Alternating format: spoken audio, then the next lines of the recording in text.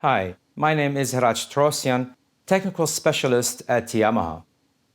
The internal user flash ROM memory in the Montage is 1.75 gigabytes. One benefit is to load custom samples, and in this video, I will assemble and program a drum kit performance from scratch. First, I will discuss how I gather and edit samples, but please keep in mind this is not a sampling tutorial. Second, I will explain few of the drum kit parameters that will govern each sample I assign to a key. Please make sure the montage is backed up and the latest operating system is installed. I hope you'll find this video helpful. The first part of this video deals with gathering samples. Now, obviously, you can get samples from the internet, from your friends, anywhere, but no matter where you get the samples from, there are a few things that I recommend to do to make life easy when creating a drum kit in the Montage. I am using Cubase, and the Montage comes with a version of Cubase called Cubase AI. Certainly, you can use any DAW for this particular process, but my personal preference is Cubase. So housekeeping is very important when you're dealing with samples. Here's what I mean. First, let me describe to you what's going on here, just to kind of give you an idea to what Cubase is doing. This is my actual voice being recorded for this particular screenshot, and underneath it I have several tracks, 3 audio tracks, 1 loop track which is triggering a VST instrument, and finally a quick recording of the words 1, 2, 3, 4. So here's what I mean by housekeeping. If the audio files that you have are just named audio 1, audio 2, audio 3, that might be fine for you, but to me personally, I'd rather give these a meaningful name that when I'm loading them into the montage, it's a straightforward process. So the first thing I want to do is give the track a name. So I'll call this C3, and then D3, and then E3. Great. In Cubase, there are a couple ways to do this in any DAW, but in Cubase, there's a really cool function called bounce selection, which then when I do that, these files will carry the name of the tracks. So I'll go to audio and bounce selection and replace. Certainly enough, it gave it C3 all the way to E3. So that's step number 1. So I'll have these files basically with appropriate names that I'll know where they need to go on the key map of the keyboard once I load them in.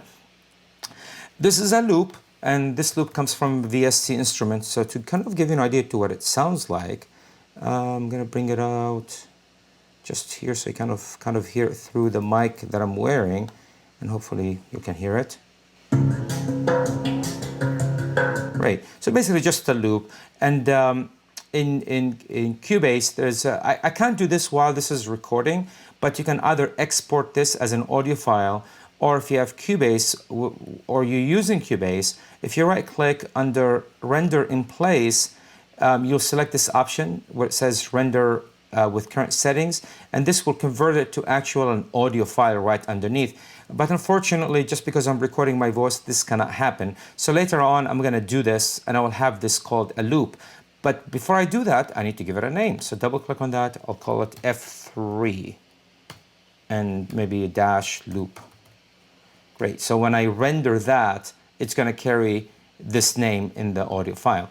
So finally, let's talk about something that is one quick recording of a phrase or a friend or a source. Any source could be percussion, whatever the source is coming from.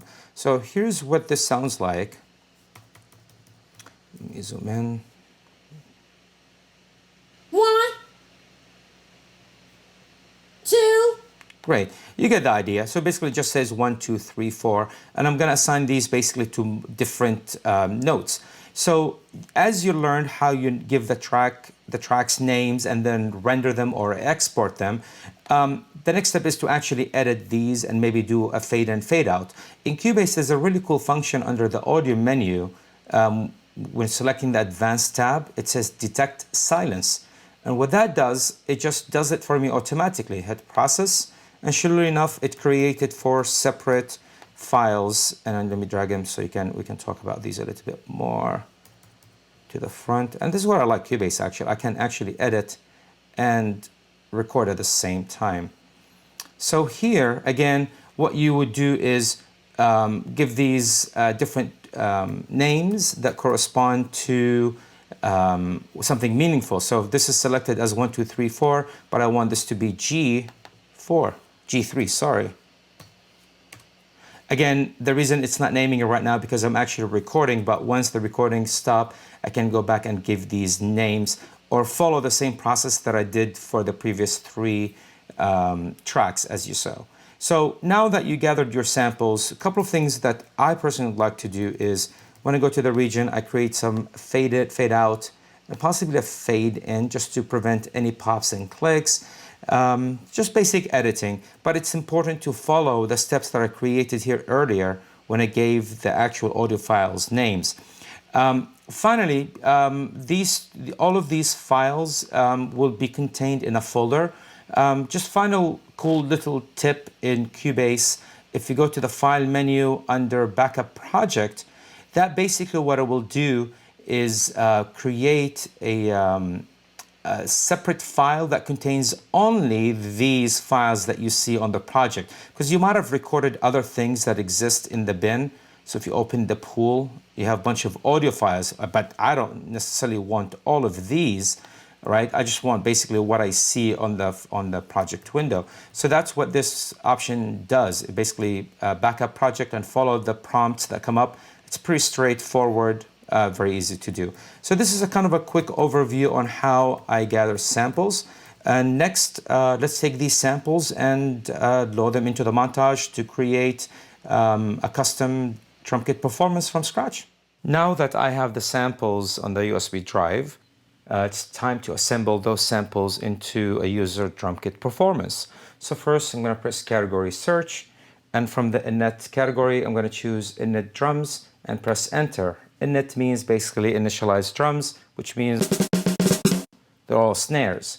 Next step is I'm going to press edit, and there are 2 levels of editing. There's the common edit, and there's basically the part common edit. So let's go back to the common edit level first, and this is where you do things such as give that particular performance a name, such as my drum kit. Cool. Several other parameters, as you can see on the screen. My concern is to actually assign the samples to the respective keys that I have in my mind. So that's when I'm going to press this button, which corresponds to part select 1. And then I'm going to press drum key. This is really cool. And press where it says keyboard select. And now, anytime you play a note, as you can see in the bottom where it says drum key, the note actually moves directly to, it actually updates the note according to the note that you're playing on the keyboard itself. So let's get started. Since my first sample was on C3, so I'm going to press it. Now to import the sample, I simply touch on New Wave, and it's pointing to the USB, and I'm going to select C3, which is the first wave file right here. Sure enough, I can hear it. So let me import a few more, and then I'll show you some of the editing parameters. So next I'm going to play D3, and then same thing, import D3. Next will be E3.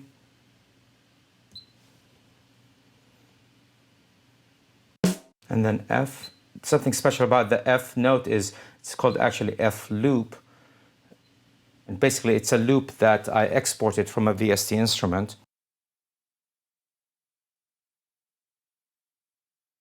Cool, it's loaded.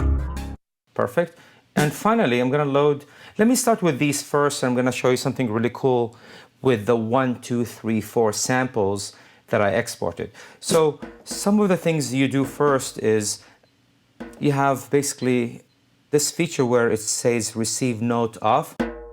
Basically, when it's on, you have to keep holding the. You have, in order to play the samples to the end of the sample, you have to keep pressing the note. But as you see, so cool. But if you turn it to off, it's going to basically be a one-shot sample where the sample will play till the end of the sample by playing a note. Cool. One thing I found, and let me do the other ones really quick. And the loop as well. Cool. Now, interesting, the loop actually is not playing. The loop is not playing throughout. So here's where I want to show you a couple of editing parameters that I think that are important. I'm going to press on level and pan. So first, these are fine, except when I get to the loop, I want to actually lower the decay number 1 to 0, and then bring up decay 1 to 127. Now the loop is playing, but I need to be able to actually stop it, right? So I'm gonna go back to where it says the oscillator and tune, and I'm gonna press F3. As you can see, it's updated. I'm gonna set group to 1, and then I'm gonna play the next note above that, which is F#3, and then change the group to number 1. So now